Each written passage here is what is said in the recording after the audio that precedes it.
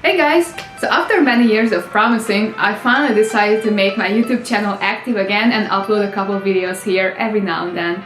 So my first video gonna be about my tips and tricks I've been using in the last probably decade to prevent myself from total mental breakdown while wearing or making the cosplays. So without further ado, let's get started! So my first tip is related to height and leg length. These are wedge insoles that I bought off AliExpress for a couple dollars. They came in an adjustable segments that can be stacked, I don't know how to pronounce it, but stacked on top of each other like Legos, so you can decide how much of a lift you're gonna add. Usually the fact is the best when you use it in a boot, but you can use it in any kind of shoe as long as there is a space for the inserts. Normally I use only one layer, but for a presentation I added all three of them, so you can see how much of a difference it makes when you wear them.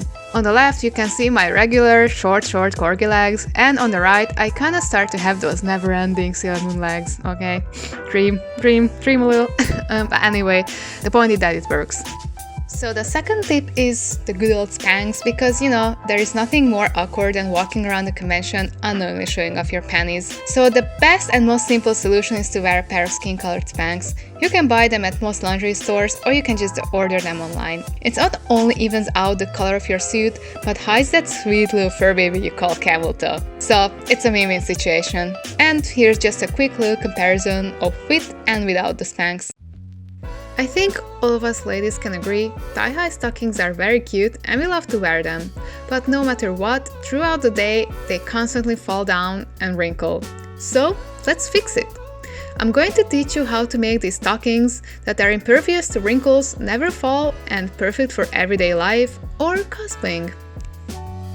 To get started, we'll need a pair of leggings that already fits you, a so-called lycra lining material that matches your skin tone as closely as possible, lycra or any kind of stretch fabric of the color of your choice, and various patterning materials. Collect all these with a very awkward thumbs up and we are good to go! I started by folding a large enough piece of my tracing paper in half. I placed my legging on the folded edge of the tracing paper and then I traced around it as accurately as possible.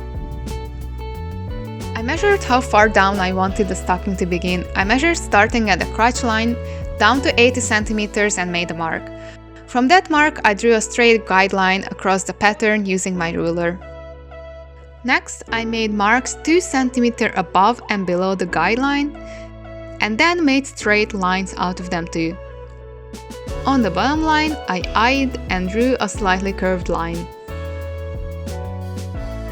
With all the preliminary marks made, I went ahead and retraced it with a marker and then took in the seam allowance by 1 cm. However, if your fabric is not that stretchy or you're not that confident that it will fit you nicely, just go ahead and add 1 or 2 cm instead.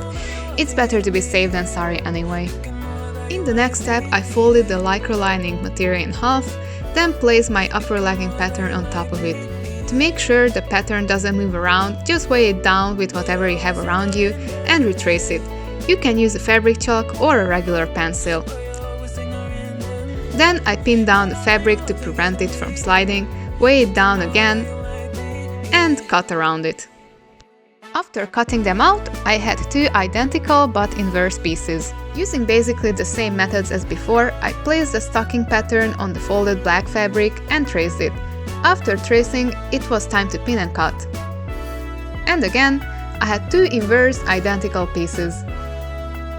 In this shot, I start preparing the pantyhose and the stocking part to be sewn together by lining them up. Make sure the ends and the corners match as closely as possible, then pin them together. And here I'm just showing you that I will be sewing along this edge. I did a quick backstitch to start, then went ahead and sewed the line at 1 cm in. Then backstitched the end too. I folded the seam allowance, or whatever it's called, well, I'm showing you like this part, over the black lycra, and after turning it to the right side, I top stitched over it. When you do this part, make sure to hold down the fabric and stretch it a little. This way the fabric still keeps the stretchiness without tearing the seam, and the seam allowance part will stay under the black lycra. The end result looks nice and clean and ready for the next step. Now I'm going to sew the inner legging. So I started by folding it inside out and then clipping the ends together. I also added a pin to the center hem. Then I began to sew the same way as before until the end of the black legging fabric. I made a short reverse stitch here too to secure the seam lines. And since I lined up the fabric correctly, you can see that my seam lines are all connected perfectly and symmetrically. Kinda. In the next step, I went ahead and zigzag stitched right next to my straight stitching. The zigzag stitch, oh my god, stitch, it's seriously a tongue twister for me, so appreciate it. So the zigzag stitch will help prevent the seams from tearing when they stretch. Of course, if you have, you can use an overlock because it's better. I changed the thread to a skin colored one and sewed the band heels in the same manner as the stocking. And again, I did the second line of zigzag stitching as well. I tried to go as small as possible because later on the seam will be less visible this way. Then I carefully cut away the extra fabric right next to the stitching.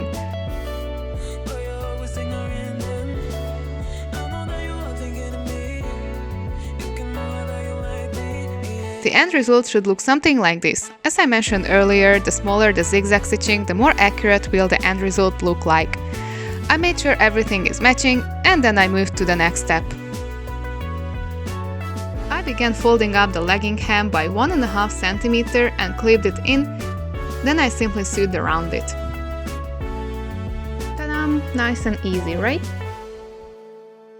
I've completed one pair of the leggings, but I still needed the other leg, so I went ahead and basically redid the same process. With the power of video editing, here's just a quick recap of the same process. Now that both legs are done, I needed to sew them together. I went ahead and pulled both leggings outside in. I'm not sure if you can see it correctly, but what I'm doing here is I lined up the inner seams and pinned them together.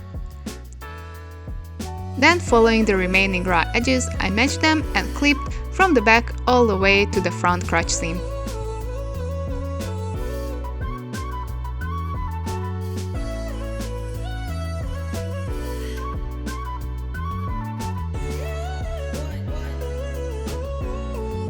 I checked it out to make sure it lined up properly, and since I was satisfied, I moved into sewing it. I was holding down and stretching the fabric here too to prevent it from becoming too stiff. I made sure again if I liked the seam, and as previously, I zigzag stitched it for extra strength. Finally, I wanted to hem the waistline, so I folded it in 2.5 cm and pinned down the entire border.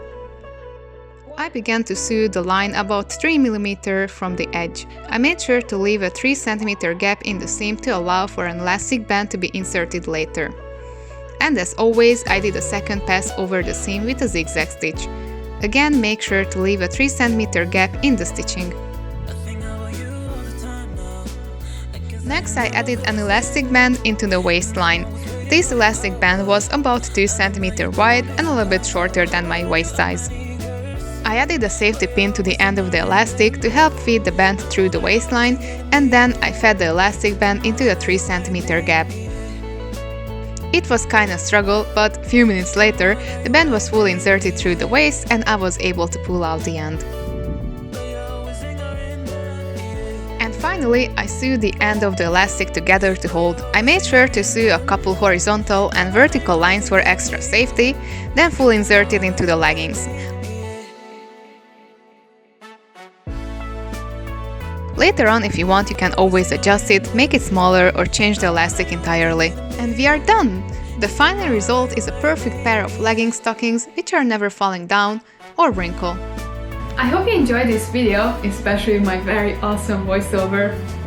And anyway, so I hope you can use these tricks for future cosplays or projects and make your life a little bit easier. And make sure to stick around because part 2 is coming soon, kinda soon. But yeah, see you guys!